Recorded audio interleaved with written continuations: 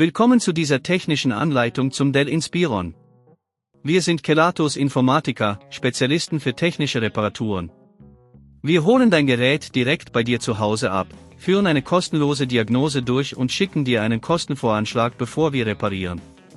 Keine Anrufe, keine Fahrten.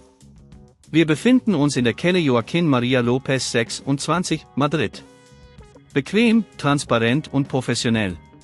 Link in der Beschreibung. Dein Dell Inspiron macht komische Geräusche.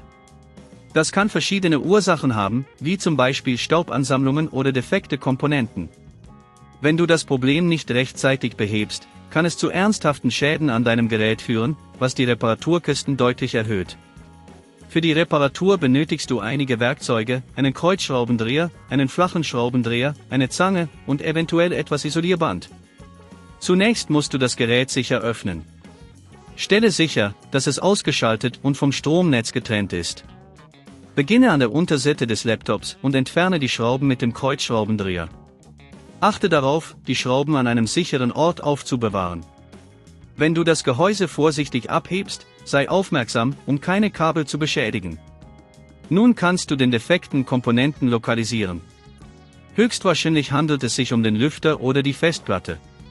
Um den Lüfter zu überprüfen, schaue nach Staubansammlungen oder ob er blockiert ist. Wenn der Lüfter defekt ist, musst du ihn vorsichtig abziehen und die Kabel, die ihn verbinden, abklemmen.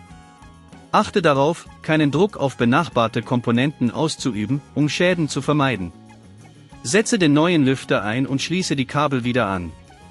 Wenn dir das an dieser Stelle zu kompliziert wird, denk daran, dass wir bei Kelatos dein Gerät zu Hause abholen und es dir repariert zurückschicken. Nachdem alles wieder zusammengebaut ist, schraube das Gehäuse fest und stelle sicher, dass alle Schrauben richtig sitzen.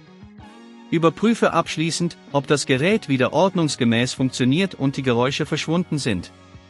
Um zukünftige Probleme zu vermeiden, halte dein Gerät regelmäßig sauber und sorge dafür, dass der Lüfter immer frei von Staub ist. Vermeide es, das Gerät in staubigen Umgebungen zu benutzen, und führe gelegentlich eine gründliche Reinigung durch. Wenn du kein Risiko eingehen willst, bei Kelatos holen wir dein Gerät ab, reparieren es und liefern es dir nach Hause, in der ganzen Schweiz. Link in der Beschreibung.